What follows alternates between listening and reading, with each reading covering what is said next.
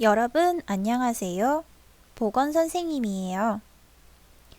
오늘은 질병 예방과 관리 단원에서 내 몸의 면역력은 정상일까요를 주제로 학습하도록 하겠습니다. 지난 시간에는 감염병의 예방 방법과 감염병에 걸렸을 때 어떻게 해야 하는지에 대해서 배웠습니다. 오늘은 처음부터 이 감염병에 걸리지 않기 위해서 어떤 생활 습관을 가져야 하는지에 대하여 알아보도록 할게요. 세균이나 바이러스가 우리 몸을 공격하면 우리의 몸은 이 공격을 막아내기 위해 힘을 쓰게 되는데 그 힘이 무엇인지 그리고 그 힘을 어떻게 기를 수 있는지 학습하겠습니다.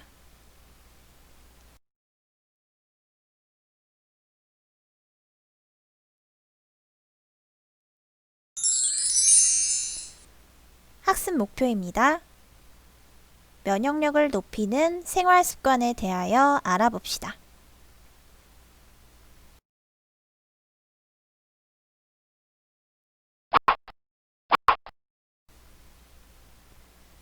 나는 어떤 모습에 해당할까요?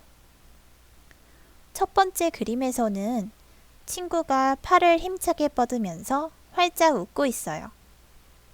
기운이 넘쳐 보이죠? 반면에 두 번째 그림에서는 어떤가요? 매일매일 아침이 힘들다고 하네요. 기운이 많이 없어 보이고 표정도 좋지 않아 보여요. 선생님은 학교에 출근하기 전날에는 과식하지 않고 충분히 잠을 자려고 노력하고 있어요. 주말에 고기를 너무 많이 먹고 자거나 충분히 잠을 자지 않게 되면 다음날 일어나는데 기운도 없고 속도 좋지 않아요.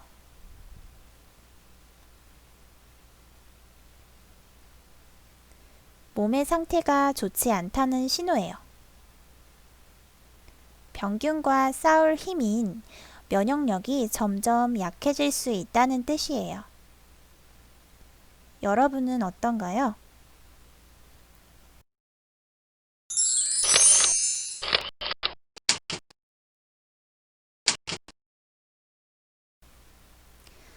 우리 주위에는 보이지 않는 병균들이 많이 있어요. 그러나 병균이 몸에 들어왔다고 모두 병에 걸리는 것은 아닙니다.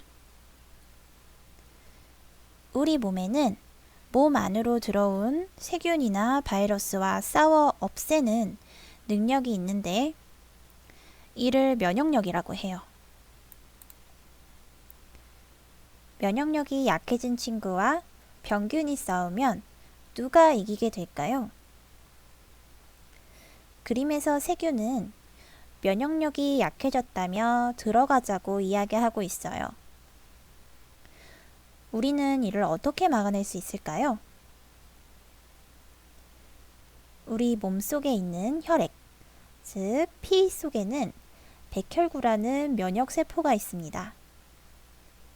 백혈구는 병균이 우리 몸에 침입하게 되면 맞서 싸우는 역할을 해요. 백혈구 말고도 우리 몸은 다양한 면역 기관이 있어요. 땀을 분비하는 피부, 이물질이 들어오지 못하도록 하는 코 속의 털, 세균을 씻어내기 위한 눈물 등이 있습니다. 우리는 이러한 면역 기관들을 통해서 세균을 막아내고 있어요.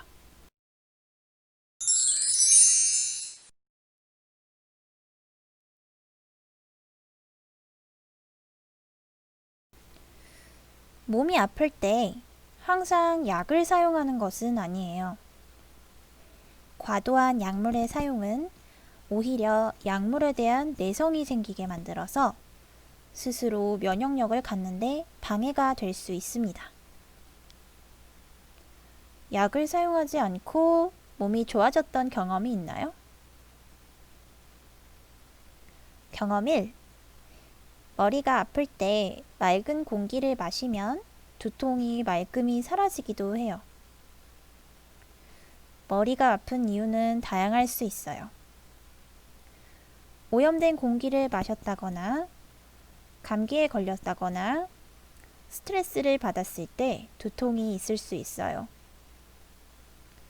그럴 때 신선하고 깨끗한 환경에서 심호흡을 하고 맑은 공기를 마시면 통증이 완화되는 데 도움이 될 수 있습니다.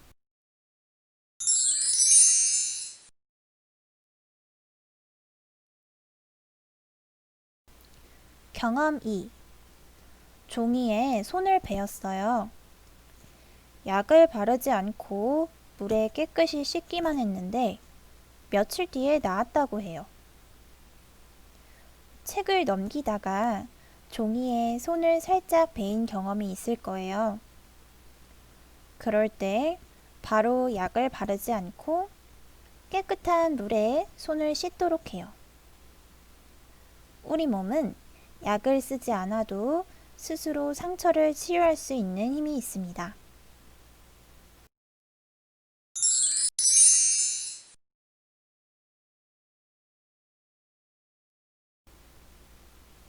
경험 3. 갑자기 춥고 피곤했어요. 따뜻한 물을 마시고 푹 잤더니 괜찮아졌어요.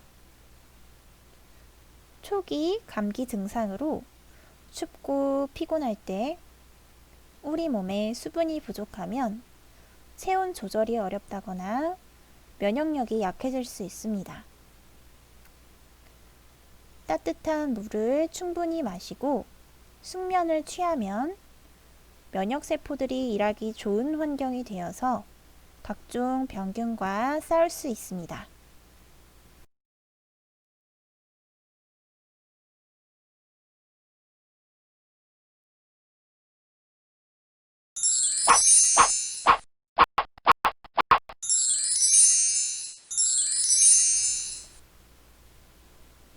면역력을 높이는 생활 습관을 알아보아요. 규칙적인 운동을 합니다. 체력을 증진시키는 것이 중요해요. 일주일에 3회에서 5회, 1회 30분 이상 땀이 촉촉히 날 정도로 운동을 해요. 선생님은 주로 한강 근처에서 자전거를 타며 바람도 쐬고 홈 트레이닝도 하고 있어요. 예쁜 자연 환경 속에서 규칙적인 운동을 통해 몸과 마음 모두 맑고 건강하게 만들 수 있습니다. 영양을 골고루 섭취합니다. 고칼로리, 고단백, 저세균성 영양가가 풍부한 식사가 필요하고 비타민과 충분한 수분을 섭취하면 면역력을 높일 수 있어요. 비타민C, 요구르트, 플라보노이드, 호박씨 등은 면역력을 높이는 데 좋은 효과가 있다고 합니다. 선생님도 매일 아침 과일과 요구르트를 챙겨 먹는답니다. 여러분도 함께 먹어요. 충분한 수면과 휴식을 취합니다. 피로가 누적되면 체력이 떨어지고 면역력이 약해져요. 하루 7에서 8시간의 수면과 30분 정도의 낮잠도 도움이 됩니다. 종종 잠을 잘 자지 못해서 기운이 없고 어지럽다고 하면서 보건실에 방문하는 학생들이 있어요. 잠을 자기 전에는 과식하지 말고 따뜻한 물에 목욕을 하고 자야 숙면 후 개운하게 일어날 수 있습니다. 취미생활, 목욕 등으로 스트레스를 관리합니다. 스트레스는 만병의 원인이라는 말을 들어보았나요?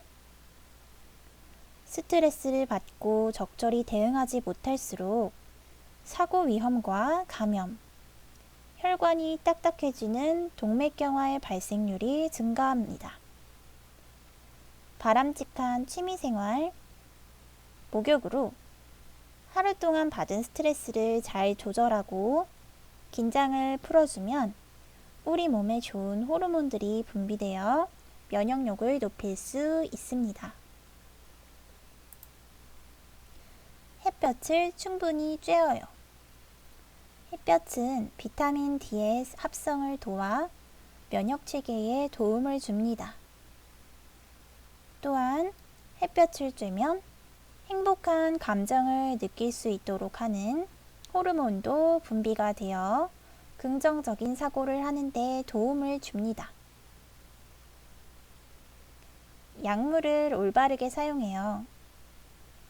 항생제는 몸이 좋아지게 하는 목적으로 개발된 것이 아니라 균을 죽이거나 무력하게 만들 목적으로 개발이 되었어요.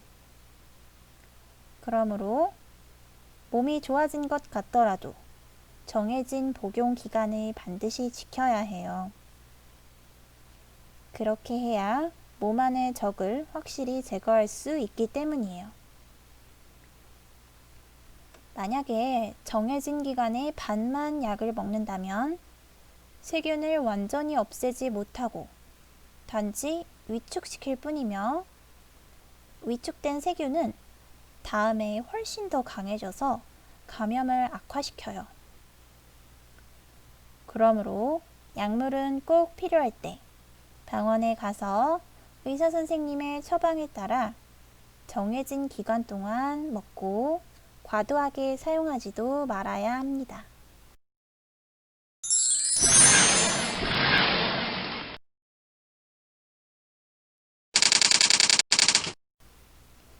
알레르기란 무엇일까요? 매년 학기 초에 보건실에서는 건강상태 조사를 통해 알레르기가 있는 학생들이 있는지 확인하여 건강관리 방법을 안내하고 있어요. 알레르기란 우리 몸에 면역계에 이상이 생겨서 몸 안으로 들어온 특정 물질을 침입자라고 잘못 알고 과민하게 반응하는 것입니다. 알레르기 질환을 가지고 있는 청소년은 전체 청소년의 약 10에서 20%로 알려져 있습니다. 알레르기의 가장 흔한 원인은 진먼지 진드기, 달걀, 우유입니다. 알레르기는 유전성이 있으며 환경과 스트레스의 자극이 심해질 때 생깁니다. 증상은 콧물, 눈 가려움, 피부 가려움, 두드러기, 기침, 숨쉬기 힘든 게 있어요. 관련된 질병으로는 기관지 천식, 아토피성 피부염, 꽃가루 알레르기가 있습니다. 선생님도 어렸을 때 기관지 천식으로 병원에 다니면서 치료를 받았던 적이 있어요. 과자나 불량식품을 먹으면 몸에 두드러기가 나기도 했어요.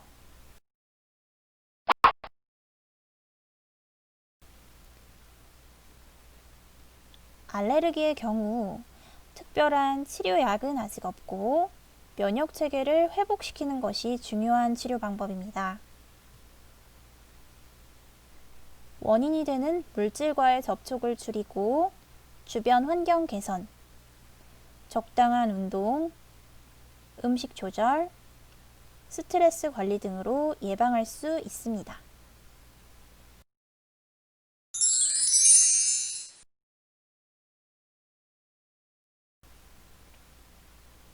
잠깐, 생각 다지기를 통해 배운 내용을 정리해 봅시다.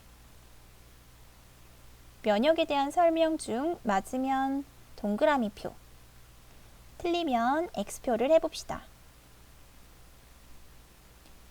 1번. 건강한 사람은 몸에 병균이 들어오더라도 잘 이겨냅니다. 2번. 우리 몸에 들어오는 외부의 병균에 잘 대처하기 위해서는 면역력을 기르는 것이 중요합니다. 3번, 눈물이 나오는 것은 몸을 보호하는 것과는 아무런 관계가 없습니다.